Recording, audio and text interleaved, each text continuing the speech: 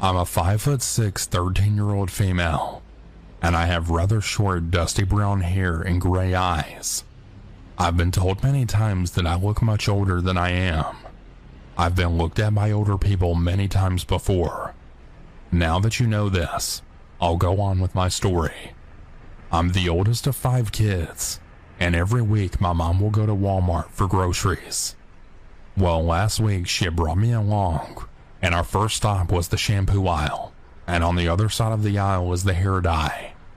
My mom had gave me permission to go get my color, and as I was looking, I had heard someone walk on the aisle with me. I turned and saw a rather tall guy that was most likely late 20s or early 30s, and he made direct eye contact with me. I looked away, and he got behind me. So close, in fact, that if I reached out my arm, I could have touched him. As I was figuring out which color I wanted, I saw out of the corner of my eye the man raise his phone up as if to take a photo of me. So I then panicked, grabbed the color I wanted, and I then walked very quickly back to my mom. I told her what happened, and she had told me to stay near her. My mom is one of those very protective mama bear types, and when I told her, she was already seeing red. As we went around the store, we kept seeing him, including when I went to the bathroom.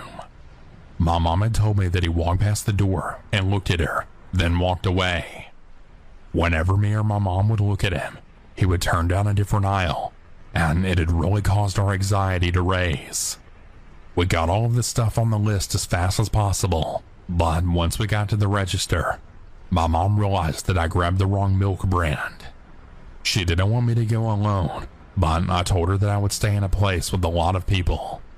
My mom was just getting over bronchitis at the time, so I didn't want her to walk around any longer.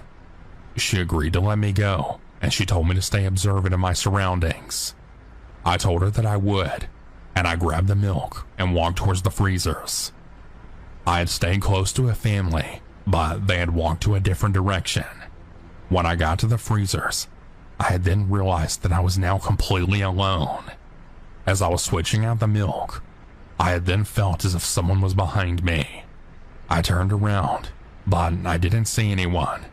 But then, out of the corner of my eye, I saw the man. The same man from before. Luckily, he hadn't noticed me yet, so I took this opportunity to put an earbud in and start talking to myself as if I was on the phone with someone. The man saw me now, and he started to walk towards me. I turned to the side as if I didn't see him, and I had pretended to fix my earring. He saw my earbud, muttered what seemed to be, "Oh shit," and then walked away. I finally made it to my mom, told her what happened, and she then hugged me as I cried. This all happened rather recently, and it's really made me be much more observant than I already was. No person out there, young or old, male or female, should ever have to experience this. Stay safe, everyone, and thank you for listening to my story.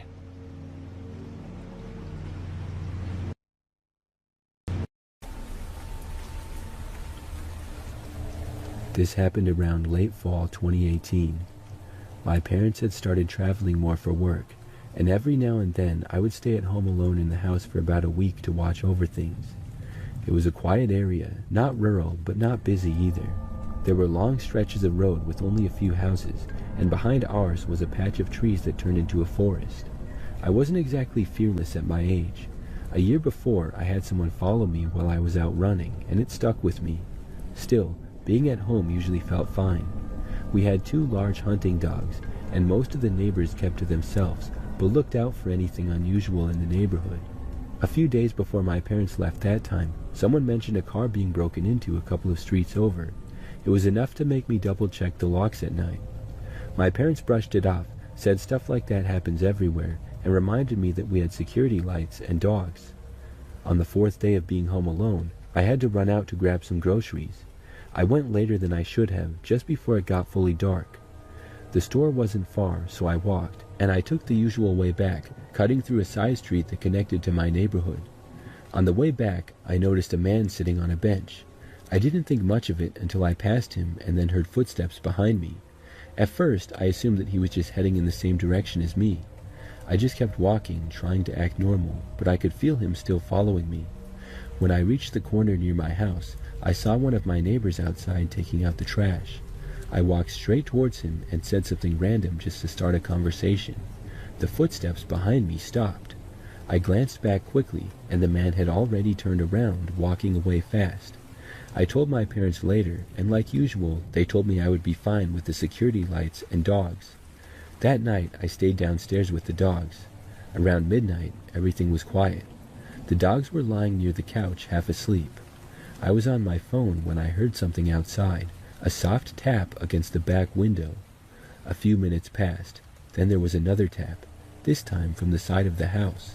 Someone was going around the house to each window, tapping on it or checking if it was unlocked. I turned off the lights without thinking and just stood there, listening to the next taps. Another knock, louder this time, on the front door. I could see the door from where I stood. A shadow close enough that it blocked the streetlight was right in front of the door. The door handle shook slightly, like someone tested it. I went back into the hallway, trying not to make a noise. My phone was already in my hand. I thought about calling the police, but I called my parents instead. There was a sudden bang against the door, hard enough to make the frame creak. The dogs started barking then, loud and sharp, but they stayed close to me instead of running up to the door. Another bang on the door, and then another. Whoever was outside wasn't trying to be quiet anymore. I ducked into the small laundry room and shut the door, locking it. My hands were shaking so badly I almost dropped my phone. My mom picked up after a few rings finally. They could hear the banging through the line, and I told them while starting to cry that someone was trying to break into the house. The banging kept going the whole time I was on the phone, and at one point it sounded like someone hit the window next to the door. My mom told me to stay where I was and not to come out no matter what. My dad was already calling every neighbor who lived nearby, as the police would take too long to get there. After what felt like forever, I heard a car pull up outside, and then voices shouting at the man who was trying to get through the front door and window next to it. A minute later, there was a knock on the laundry room door. It was my neighbor who had a key to our house. When I came out, the front door had a dent near the handle, and the window beside it was cracked. My neighbors said they saw someone run into the backyard when they pulled up, heading towards the trees behind the house. They didn't bother to chase him in fear of being ambushed by him in the darkness back by the woods. We walked around outside later with flashlights once more neighbors arrived, and we had a big group, but there was nothing else to see. Just footprints in the garden near the back fence which the intruder must have climbed over to escape into the woods. My parents didn't let me stay alone in the house after that, and always had a plan for me to have some other adult staying with me.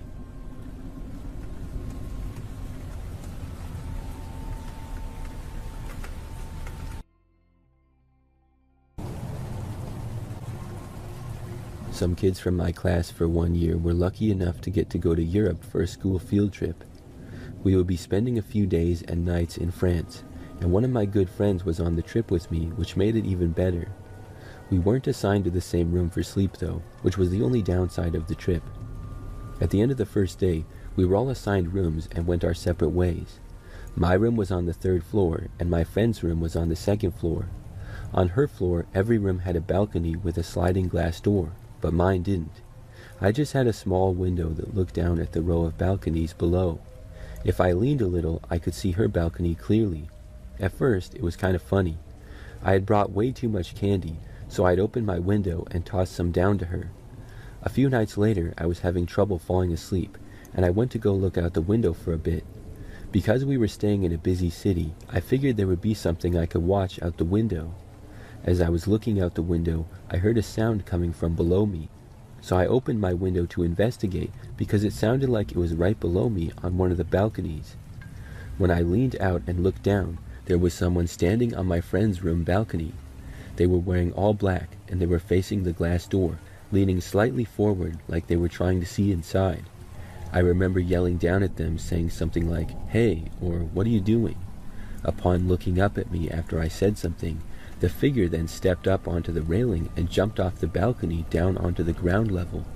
I watched as they ran away and disappeared into the night.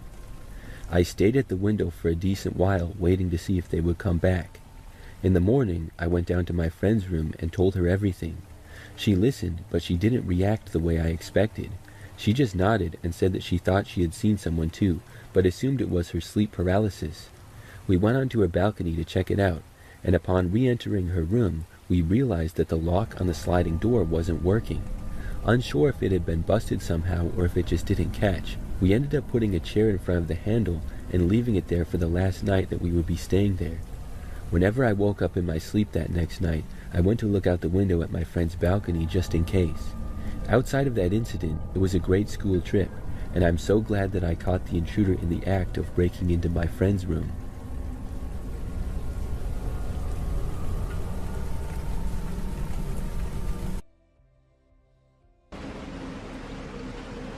This happened when I was 16. At the time, it was October, and I would often go for walks at night and listen to music just to decompress and collect my thoughts. Once in a while, I would see something strange, but for the most part, I never had any particularly bad encounters with anyone. That is, until this one night. It was about 12:30 a.m., and looking back at it now, it was really stupid to walk alone that late at night, especially as a young girl. But like I said, nothing bad ever really happened to me before.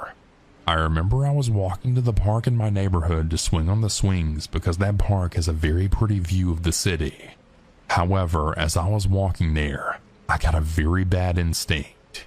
Like I had this bad feeling that something bad was going to happen to me. I should have just turned around then, but I figured I was just having anxiety. I remember walking up the street to cross the main road to get to the park across the street when I saw this turquoise-looking car sitting idly with its headlights on. Though it was a main road, it was late at night, so there were no cars out. So when the car saw me, it had started driving towards me. I got a bad feeling, so I had started walking up the main road. The car started slowly driving behind me. The road is 30 miles per hour. So when the car didn't just drive past me, I had then suspected that they were following me. I was right. I kept walking and the car kept creeping behind me for a few blocks. I remember getting scared, so I just got my phone out and got on it. I kept looking back and trying to make it obvious that I was aware they were following me. I tried to call my mom, but she didn't answer. So after a few minutes of being terrified and the car hadn't stopped, I called 911. I put the operator on speakerphone and I told her the situation. I looked back and I saw that the car had slowed down about half a block. I thought the car had maybe stopped for a few seconds because the headlights were blinding, so it was really hard to see what was going on. I then realized that the car was in fact still following me, just at an extremely low speed that from the distance made it look like they had stopped. This had creeped me out even more because I thought the car was trying to trick me. Soon after, the operator had asked my location. I then saw the car slowly make a U-turn and then head back down the street. I told the operator that I didn't need them to send anyone out because the car had turned around, but I had had a feeling that the car might come back. So I quickly walked to a nearby alley that I had found and walked all the way down, looking over my shoulder every few seconds just to make sure that no one was following me.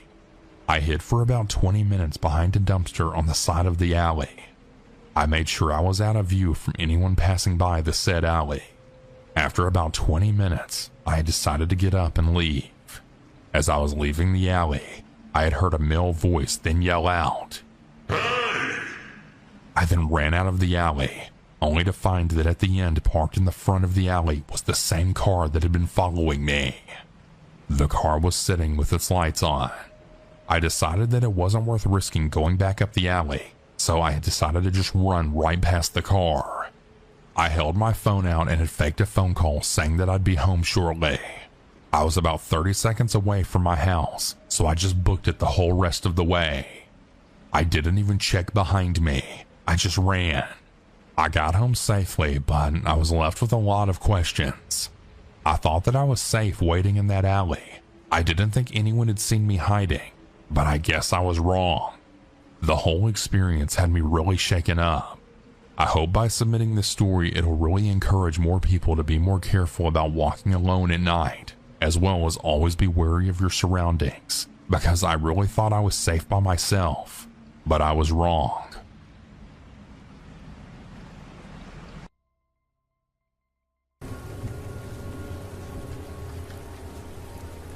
This happened when I was in 7th grade on a school field trip. It was just our grade for the trip, and it was a smaller school, so we only needed one bus to bring everyone to the field trip. We took a trip to this old retreat center out in the middle of nowhere. It used to be some kind of religious complex, but by the time we went, it was mostly used for tours and occasional events. The place was enormous, with long hallways, multiple floors, and wings that didn't even seem connected logically. It didn't feel abandoned exactly, but it definitely felt old and underused. We had a guide walking us through different rooms, including chapels, meeting halls, and dorm-style bedrooms. But after lunch, things kind of fell apart. The staff didn't really have anything planned for the rest of the afternoon, so the teachers let us wander into small groups, just telling us to stay inside the main areas that we had already toured. I was with 2 friends, and we weren't necessarily trying to get into trouble, but we ended up in this quieter section of the building where the lights were dimmer and there weren't any other groups around. We came upon a service door or something that led to a narrow corridor. It was completely dark in the corridor, and the door and surrounding area were unmarked without any signs, but we were feeling adventurous. We thought maybe it would lead to some secret basement or something that we could check out. There were surprisingly a lot of side rooms in the small corridor, with most of them being small closets or supplies or janitorial stuff. Most of all these rooms were locked, but we happened upon a door that was locked strangely. There was a small window up at the top of the door, so we took turns standing on each other's shoulders so that we could see into the room. We were hoping to find a secret chapel or maybe like a hermit abode from ancient religious days, but we saw a questionable room instead. What we saw with the light shining our phones through the tiny window was what appeared to be some sort of ancient torture room. Maybe it was some sort of prison cell or even a kennel for housing dogs too. It was hard to tell, but there were for sure some old rusty-looking chains anchored to the wall, an array of either tools or weapons on the ground. The room was definitely out of place with the rest of what we had seen in that dark corridor and the rest of the large complex. We thought that it was strange, but we didn't question it too much as the building was very old, and the room was probably used at a different time, and it was now just hidden inside the massive complex. It made sense to us that the room had been locked to keep people out, and it had been abandoned over the years. Not long after seeing the strange old room, we exited the mystery corridor that we had found and reunited with the rest of our class, which was leaving soon to go back to school. A couple years later, when we were in high school, we heard on the news that the 7th grade field trip for that year to that same religious complex had been canceled. It was canceled because during some recent renovations or something like that to the portions of the building, plastic sealed up bags filled with blood had been found. I guess DNA testing or something else had connected the items to a previous murder. As soon as we heard the news, my friends and I instantly thought back to our visit there, and if the murder correlated in some way to that creepy old out-of-place room we had seen many years ago.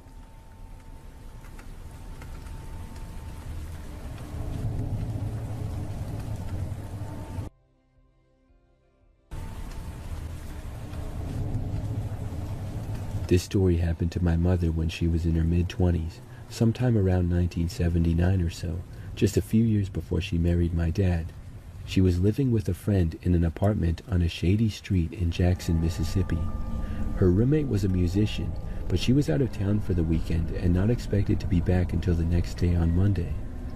On Sunday night, my mom went to bed, and she heard some rattling in the front room.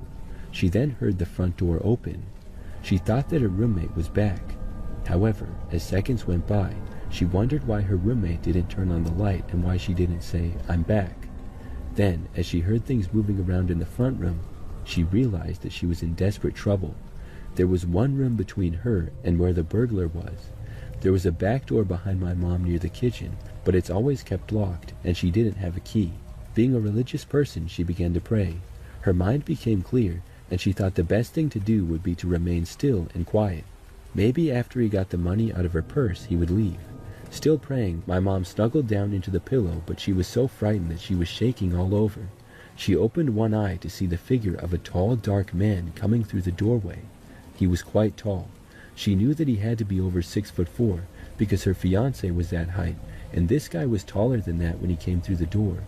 As he walked towards her in the room, she still thought that she would try to remain still and quiet and pretend to be asleep.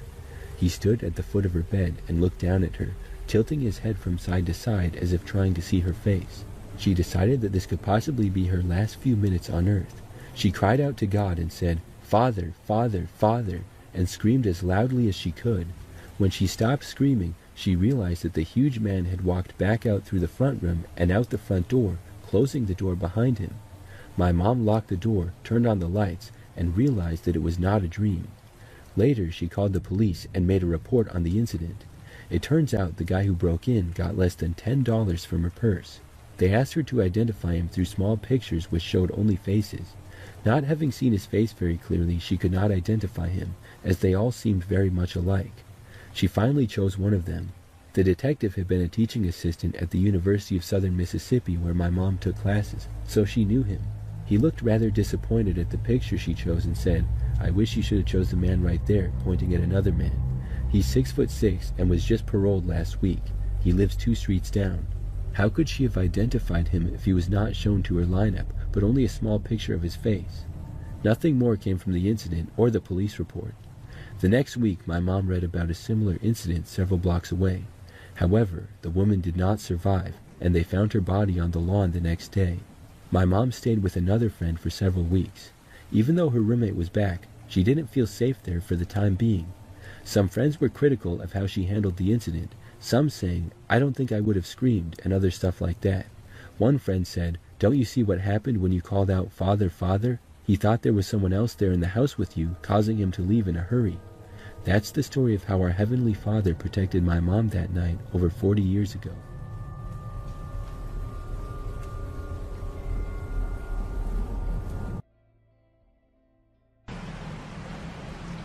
This happened around 2019. I'm happy to say I'm a 25-year-old female, but at the time it took place, I was 19 years old.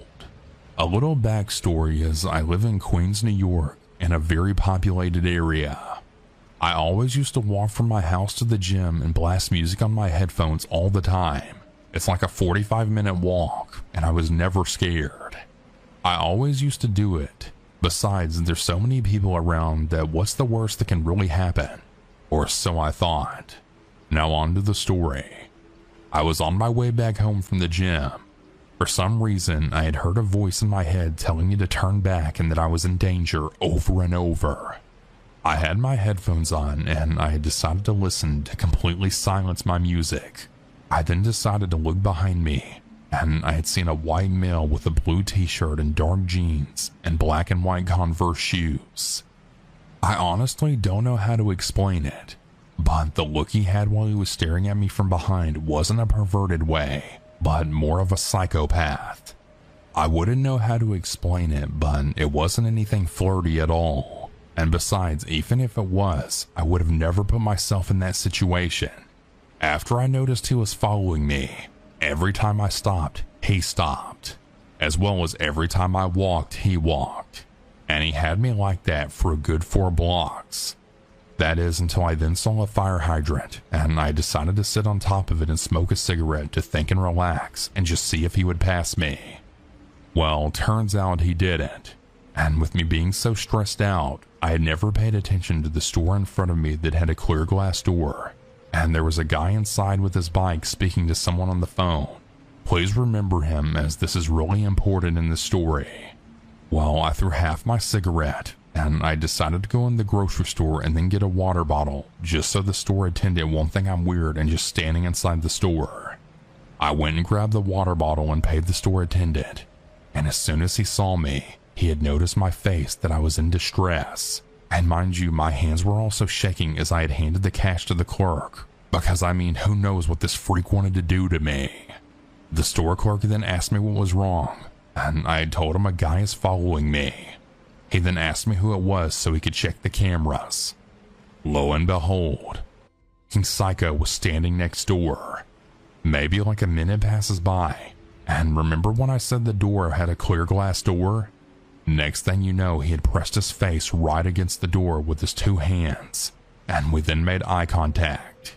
But his stare wasn't normal. Never have I dreaded something so much at that time. My heart dropped into my stomach, and I felt like I wanted to vomit in all seriousness.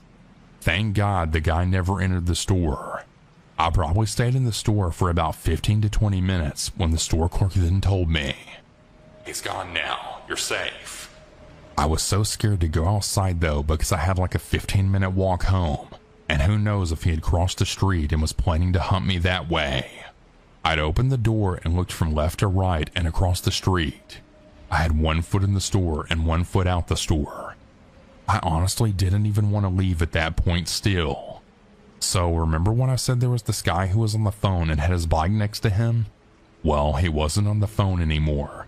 And he had also noticed my face and how I looked so scared. I was honestly shitting bricks at this point. So he had asked me what's wrong. Well, I told him that a guy was following me and that I'm really scared. He had asked me who the guy was, and then he had went on to describe what the guy looked like and asked if it was him. I immediately told him yes and asked him how he knew. Well, what he said next gave me even more chills. He then said to me, "I saw him waiting outside the store and he had asked me if I'd seen his girlfriend, that she had went inside the store." He also said that he was standing around for a good 15 minutes. I had never felt so scared in my life. Well, if I told you before my heart dropped into my stomach, well, this time I almost shit it out. He had offered to walk me home safely, and honestly at the time he was my angel and a blessing all at the same time. He walked with me home the 15 minutes, and honestly I'm so thankful for him. I don't know if this is that scary to most of you, but it definitely fucked with my head. My advice to all of you is to always trust that voice that you hear in your head, and always trust your gut instincts.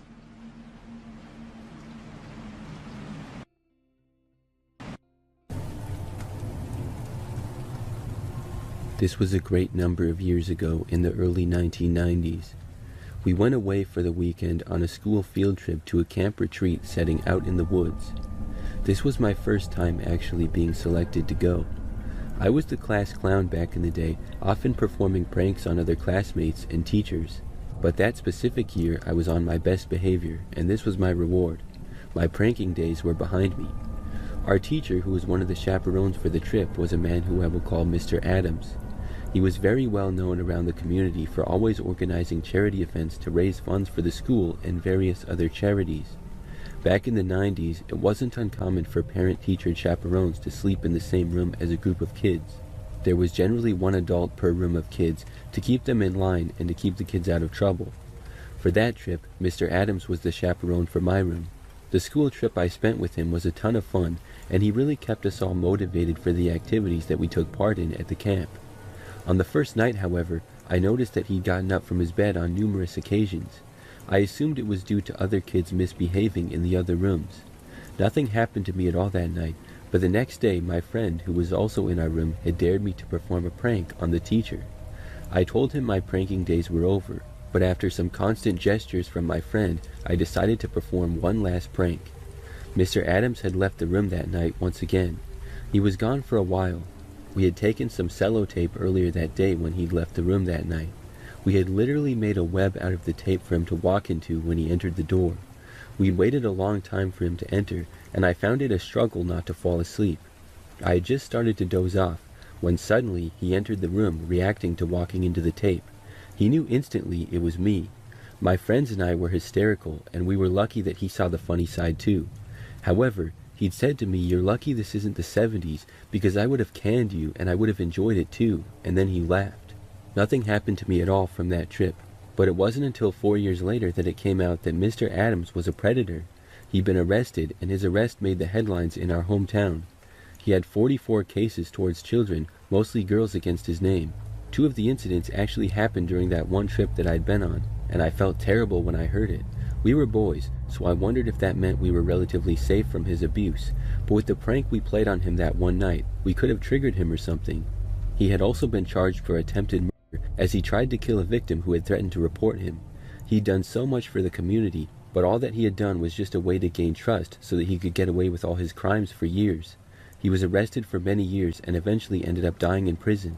I'm glad that nothing happened to me, but also shocked at how close I was to something terrible happening.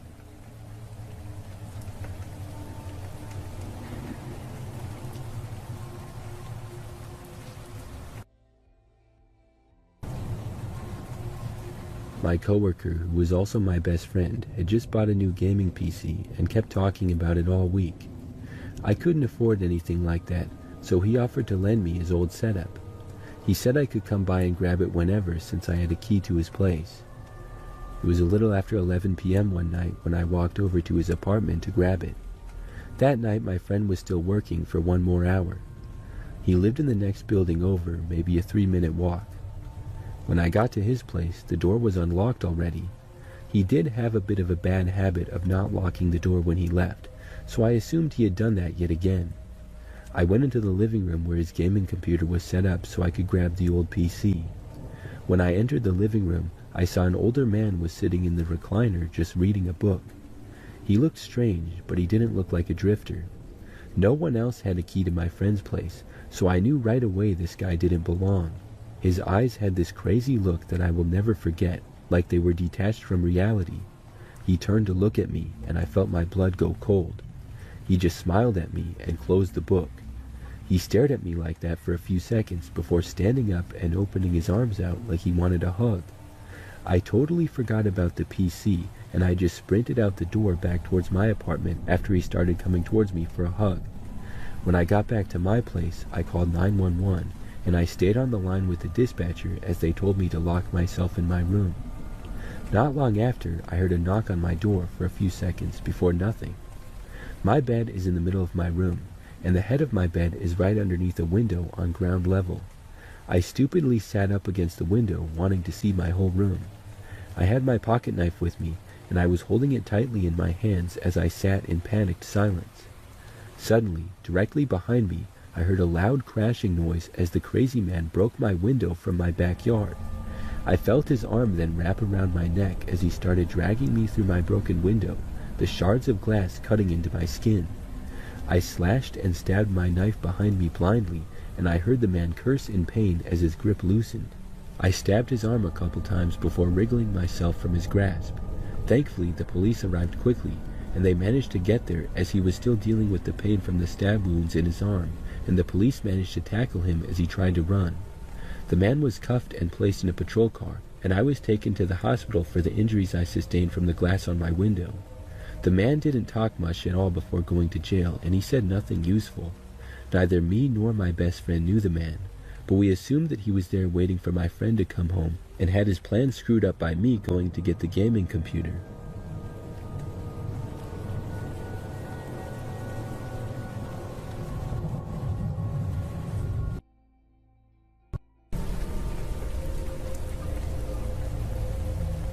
This happened about 3 years ago on a school trip. We stayed at this outdoor activity center with cabins, a climbing wall, and a stretch of forest right next to it. It was one of those trips where the whole schedule was planned out, but it still felt like freedom because we were so far away from home. We got there, dropped our bags off in our rooms, and went straight into activities. Throughout that first and second day, people kept noticing a man was watching our class from the woods. The first time anyone noticed him was during rock climbing. There was a wooden area right beside the climbing wall. It wasn't dense, but it was thick enough that you couldn't see far in. One of my friends pointed out that someone was standing near the edge of the trees. The man wasn't moving, just standing there, partly in the shade of the trees. We told the instructor about him. Since the place was private, he didn't take it lightly. He and another staff member walked over to check. We all watched them go into the trees.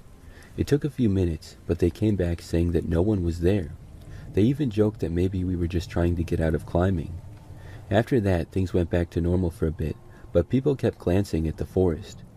Later that day, we had a scavenger hunt sort of thing in the woods. We were split into groups and given maps to find markers in the woods. It was supposed to be simple, but some people didn't take it seriously. A couple of my classmates disappeared from their group. When they came back, they looked shaken, but tried to laugh it off. Eventually, they admitted what happened. They had gone deeper into the forest to be alone and make out. They said that they realized a man was standing out there watching them, and eventually he began walking slowly towards them once he had been spotted. That was when they booked it out of there to join up with their group again. They ran back after that. That story spread fast, but most people treated it like something weird rather than something serious. By nighttime, it had turned into kind of a joke. That changed for me later. It was around midnight, maybe a bit later. A few of us were still awake in the cabin. I got up to use the bathroom. I remember standing there peeing when the light suddenly went out. The light switch was outside the bathroom door, so I knew my friends were playing a prank on me. I went back into the cabin and started yelling at my friends, asking if they had done it. They were confused and a bit annoyed at first, but they could tell I was serious. We eventually tried to turn on a different light, and that was when everyone in the cabin came to the same realization that the power was out. Not long after, we heard a soft knock on our door. We honestly thought that it was a counselor letting us know about the power outage, but as we were about to unlock the door, one of us noticed through the window that one of the other cabin's lights were still on. Our teacher's and chaperone's cabin was next to us about 50 feet away, and all their lights were still on, as they were up late playing cards or something. As the knocking got more persistent, we called out through the door for the person to identify themselves. Because we never heard an answer, we left the door locked and shut. I guess we must have been getting really loud and screaming at whoever was outside the door, because one of our teachers came out of the cabin next door, and we could see them walking over to our cabin. Our teacher arrived, and we explained that our power was out and someone had been knocking persistently on our door. Upon further inspection with staff from the camp, it was discovered that the power specifically to only our cabin had been cut at the power box area. Everyone that was there, the teachers, staff, and students, got together the following morning. After a discussion and multiple students mentioning their stories of seeing a man watching them from the edge of the woods during various activities, it was decided that it would be best if the trip was cut short. We left the activity center later that afternoon, and nobody was even mad about it after hearing what had happened with the power going out in our cabin and the knocking on the door.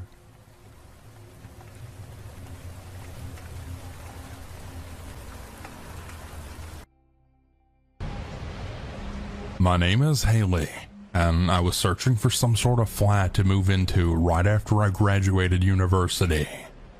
I was 22 at the time, and I was struggling to find something. I was living in university accommodation, but once I graduated, I had to be out. I didn't want to move back to my hometown. I felt like I had unfinished business where I was, and I wanted to get a job here for a while.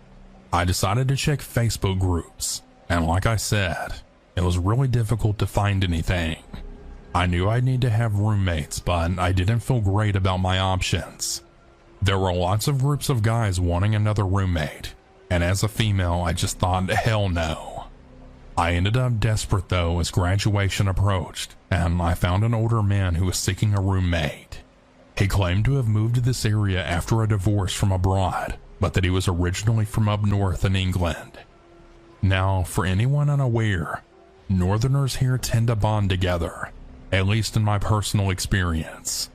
I was living down south, but I felt like him being a Northerner made him feel a little more trustworthy. I know it sounds strange, but also remember, I was really desperate at this point. Now I was 22, and this was literally last year. This guy stated in his post that he was 40 and that he had a spare room for someone, but that he'd prefer someone who wasn't going to trash his house partying. He stated that he wanted to meet all potential candidates, and he also said that he wanted no funny business.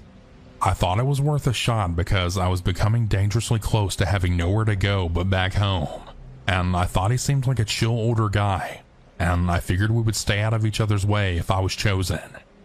As I write this out, I can see how sketchy that it all sounds, but it really didn't seem so bad as it was happening.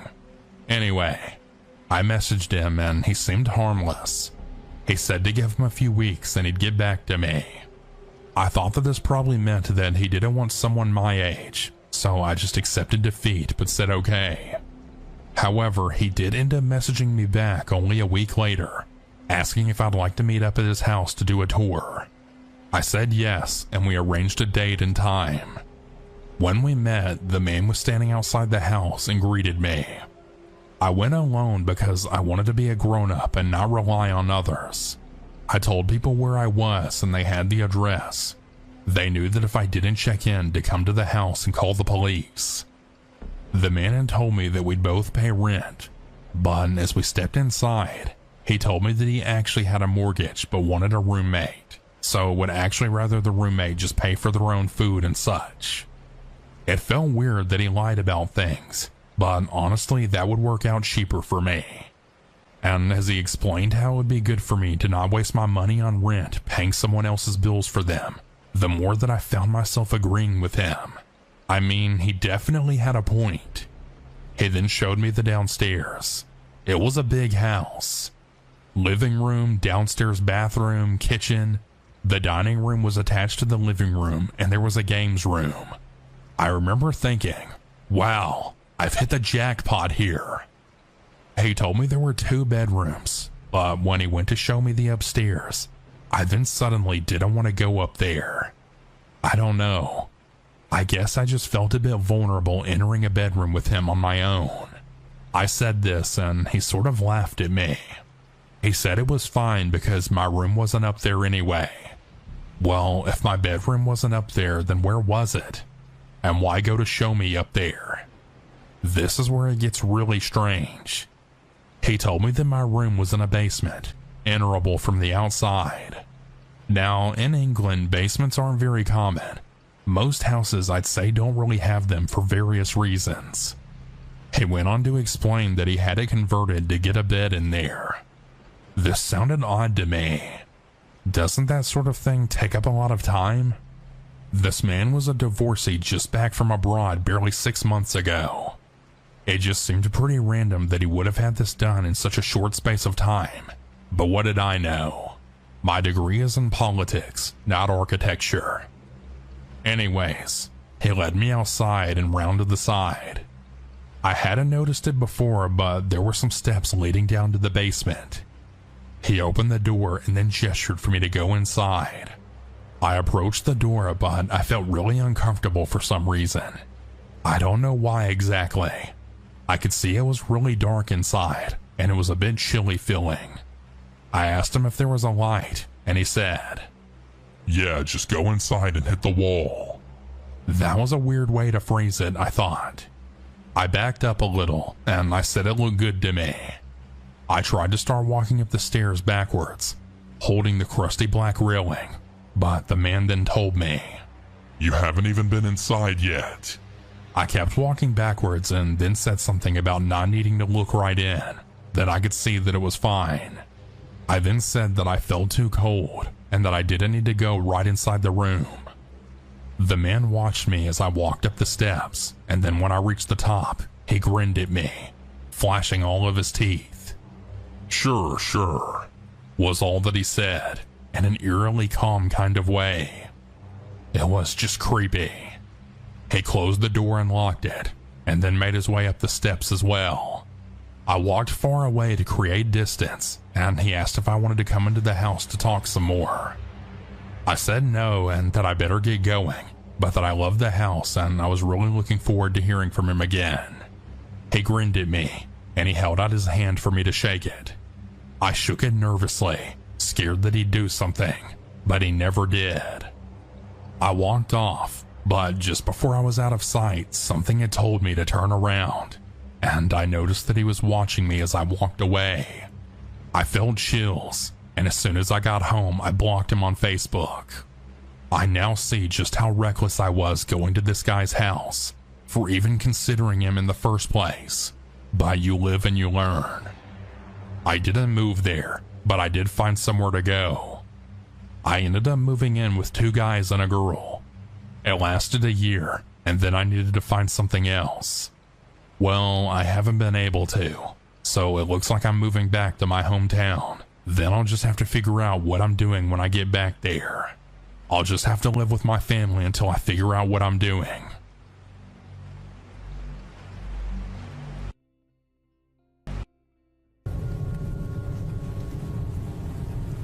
It was late 2021 when I moved into a small rental on the edge of town after changing jobs. I was a guy living on my own, and the place belonged to a coworker's uncle who had moved into an assisted living place, so the house had been sitting empty for a while. The rent was cheap, and it was only about a 30-minute drive to work, so I didn't ask too many questions. I just agreed to keep the place in decent shape and cover utilities. The house itself was nothing special. 2 floors, 2 bedrooms, a small yard, and a detached garage that I didn't really use. The neighborhood was quiet, mostly older people, and there was not much traffic at night. About a week in, I noticed the side gate to the back door was open when I got home from work. I was pretty sure I had latched it that morning because I usually double check things like that. I walked around the yard thinking maybe the wind pushed it open, even though it was one of those heavier wooden gates. Nothing else seemed off, so I closed it and didn't think too much about it. A few days later, I found it open again. This time, I was sure I had shut it properly before leaving. I checked around the yard more carefully, but didn't see anything missing or out of place. I figured maybe the latch was loose or broken, so I tied it shut with a bit of wire I found in the garage. The next morning, the wire I had used on the gate was untwisted and loose, and the gate was open again. I started thinking maybe someone was cutting through the yard for some reason and didn't know that the house was being lived in. It didn't make much sense though, since there was nothing behind the house except for another fenced property. I retied the gate, this time tighter, and left for work. That evening, I decided to check the garage since I hadn't really gone in there much. When I opened it, I noticed a couple of things had been moved around. There was an old chair that had been against the wall and was now closer to the door, and a small box of cardboard I remembered seeing in the corner was open. I started to think that there was a squatter who had been living on the property or in the garage while the place had been unattended. Maybe they didn't know I was living there now, or maybe they just didn't care. I called the owner and asked him if anybody else had access to the place. He said no, it was just me. That night, I was watching a show at 1 a.m. when I was surprised to hear the chattering of voices nearby. I listened intently, but couldn't hear what they were talking about as their voices seemed almost muffled and quiet. By this point, I was getting a bit unnerved, so I stopped the movie and quietly got off my sofa and walked to the front door to make sure that it was locked. As I was approaching the door, I froze mid-step as I heard the two people approaching my porch and reducing their talking to a whisper. I realized right away that these people wanted to break in. I leaned against the front door and waited, expecting a loud bang against the door or the doorknob to be shaken, but it was oddly quiet. I decided to walk over to my window to see if they had walked away or changed their minds. My windows have bars from the inside out that you have to unlock so that you can move the curtains or look out the window comfortably. I slowly unlocked the bar mechanism and lifted it up. I moved the curtains then and was taken aback to see that leaning up against my window was a man. He was as startled as I was, and he tightened his hoodie over his face so all I could really see were his eyes looking at me. His friend realized what was going on and right away started to kick the door in. He kicked it a solid 4 or 5 times, but the door wouldn't budge. All the while I was staring at them frozen in fear, trying to comprehend the situation. I snapped out of it and slammed the bars over my window, locked them, and then ran upstairs to the storage room where I then pushed the table up against the door and called the cops. As I listened and expected the two to come inside any minute, I heard a loud crash and the bars from the windows shaken aggressively. When they realized they couldn't get in, one of them let out a long, angry scream, but by the time the cops came, they were long gone. The police couldn't find out who it was, but were more active in the neighborhood in the following weeks. Regardless, I wasn't taking any more chances, and shortly after, I moved out. What irritates me is this whole time I thought I was dealing with squatters, but I'm not so sure about that anymore, because after they saw me was when they got angry and tried to break in.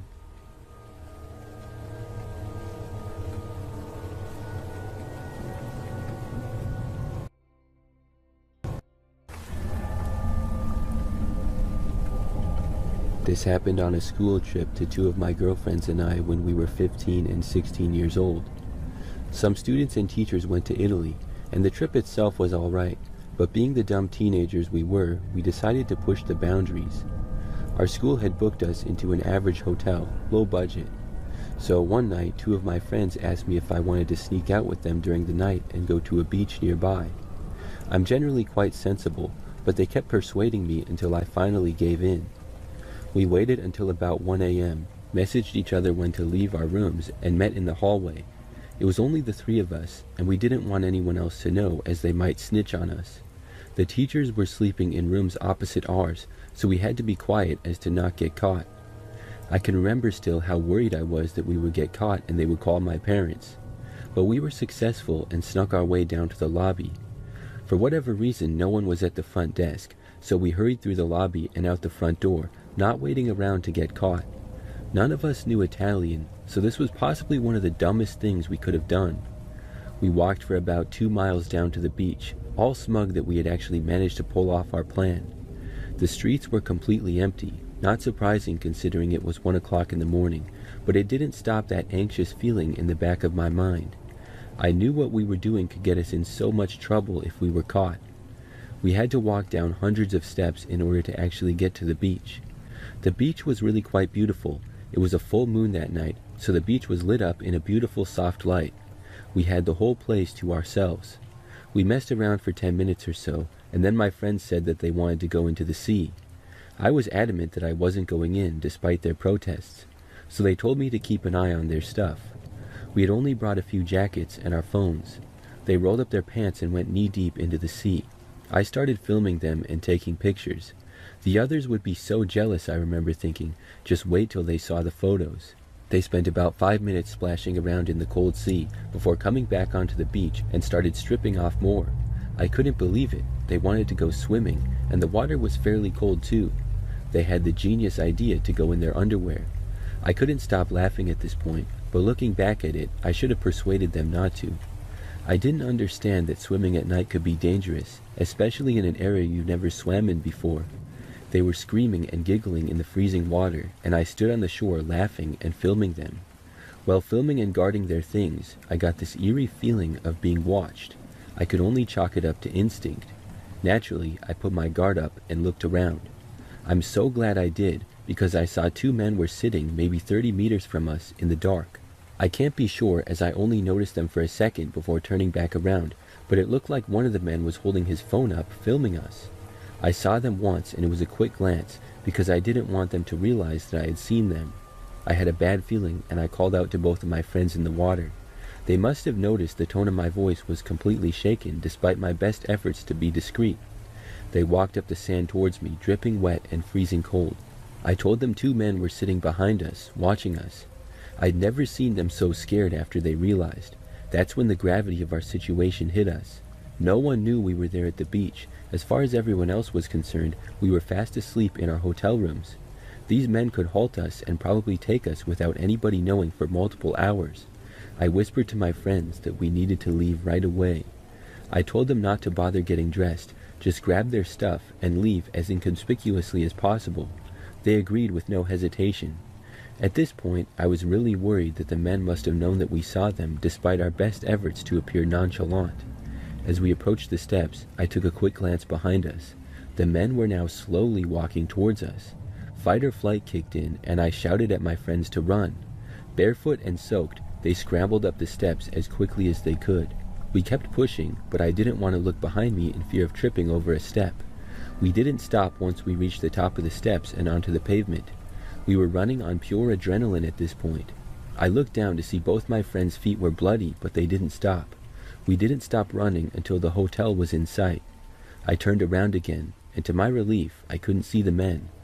We walked through the entrance to the hotel. This time, however, there was a man at the front desk. He started talking in Italian. We didn't understand him, so we kept walking, my friends leaving bloody footprints through the lobby. Once we reached the hallway, we made a mutual vow to never tell anyone about that night, and we all went back to our rooms. The man at the front desk must have told our teachers that he saw us walking through the hotel leaving bloody footprints everywhere, because that morning I awoke to a loud banging on our door. Our teachers were angry, demanding to know who had snuck out the previous night. My 2 friends spoke up and admitted it was them, and thankfully they left my name out of it, which I'll forever be grateful for. The teachers were furious, as you could imagine. My friends received phone calls home, and they had to delete all the pictures taken on their phones that night. I always think back to how that night could have ended, how horribly wrong it could have gone, and despite it being one of the dumbest things I've ever done, I'm glad I decided to go.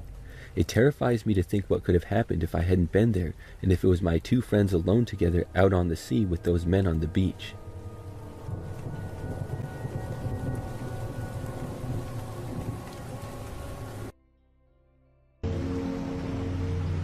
I'm typing this now at 1 in the morning because I can't sleep. Let me give you a little context, I guess. I live off the side of a main road in a small town in Kentucky, in an even smaller community, and a lot of not so friendly looking people walk up and down the road at all hours. Around me on the property is me, my father-in-law, my brother-in-law, and his family. My husband and his brother drive trucks for a living, and they are over the road during the week, so we're pretty much alone. For that reason, I won't be using any names. At around 9 p.m., I was sitting in my bedroom going over a creepypasta that I was going to tell on my live scary story show that I had started on Facebook. Little did I know I would be living out my own true scary story tonight. Out of nowhere, my little Yorkie daughter had started freaking out, saying they heard knocking outside. I assumed it was my sister-in-law coming to tell me that my husband's outside dog had gotten loose, which tends to happen on rainy nights such as this. But when I got to the door, there was no one there. It was a windy night, so I assumed the wind had blew something against the house and just made a sound that had scared them. I then returned to my room to get back to work on the story and then left my door open. Then I heard it. I was trying to convince myself that I was hearing things that were not there. Just to be safe, I went to have a look, and no one was there. I told myself if someone was there, the security camera would have alerted my phone of any motion. I gave up on writing my story for a brief moment, and then sat in the living room to see if I would hear the knocking. I did. It wasn't a light tapping like one would hear if the wind was blowing or a house settling, but it was 5 actual knocks. I ran to the door, and no one was there. I began to panic because it sounded as if it was the side of the house out of range of the camera. I figured just to be safe, I would call my dad to come take a look around. When I called my dad's phone, my mom answered. The conversation went as followed. "Hey Mom, I think someone's outside my house knocking on it." "Honey, your daughter thinks someone's outside her house. Okay, he's putting on his shoes, he'll be there in a minute." While I waited for my dad to make the 2-minute drive, I had called my husband to keep me calm while I waited and tried to play it off like I wasn't in full-on panic mode in front of my daughter. And I then went ahead and sent my daughter to my room and I told her to lock the door since her door didn't have a lock on it. My husband was telling me that I was overreacting, which I fully believed him, but I just wanted to make sure everything was okay. One thing about my dad is he may be little, but he can be very intimidating. And if his loved ones are in danger, you better run for your life, because he can really turn into a mixture of the Hulk and the Flash in no time. So my dad gets here and walks all around my house and up and down my yard, and then verified that no one was here. I explained what we were hearing, and he had said the same thing my husband said, that we were just scaring ourselves. Shortly after, my dad leaves, and I then hear gunshots outside my house. I grabbed my husband's shotgun and then ran to the door in panic, and I then started turning lights off. I looked outside, but I didn't see any sign of anyone. My husband then calls, and he had said to grab his gun and then get our daughter into our room calmly, and then lock the bedroom door. Yeah, she heard the shots too, so there was no calmly to it. I asked what was going on, and he explained that my sister-in-law had called her husband complaining of the same knocking at her house. Then my husband called his father to let him know, and he had complained of the same knocking at his bathroom window. And he had went outside to make a point to whoever was outside messing with us and began to shoot some rounds off to nicely say, "I'm armed and I'm not afraid to use it." What really put it all together into reality for me was the fact that I hadn't even spoken to neither my father-in-law or sister-in-law to tell them about the knocking, because I assumed it was just my imagination. So how would they have known if it didn't actually happen to them as well? I asked if I should go outside and shoot some rounds off myself just to make a point of my own. He advised me not to do that because this person may very well have been trying to lure someone outside this whole time to do God knows what. This has triggered a flashback to years ago when we were in our old single wide on the same property, when I came face to face with a man trying to open my back door when I was home alone. So yeah, now I'm awake and I'm typing the story at 1 a.m. sitting next to my husband's gun on the couch while my child is in my bed finally sleeping. I really advise everyone out there to always keep your doors and windows locked at all times and to always trust your gut feeling. If something doesn't feel right, then it probably isn't. Stay safe out there.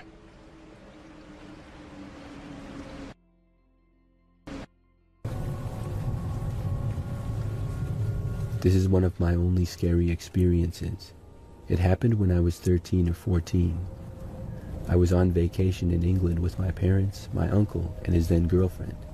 We rented an Airbnb in Oxford for 3 nights, and it was on the first day. We just got there, and the adults went out to buy groceries. I was tired from the trip, so I decided to stay in the apartment. It had 6 rooms with a hallway, a bathroom, a kitchen, the living room, and 2 bedrooms on the sides. My room had 2 beds, one next to the door, and the other on the other side of the room under the window and next to the radiator. So anyways, I was now alone in the flat, and I started watching horror stories ironically. I was listening with the headphones on, but they were low quality, so I could kind of hear through them. So eventually, about 10 to 20 minutes after my parents left, I started to hear voices. I paused the video and the voices stopped. 30 seconds later, the video was back on, and I heard voices again. So this time, I took my headphones off. I could still hear the voices. I assumed it might have been people from another flat on the same floor, but at one point they started to knock on the door and call out hello.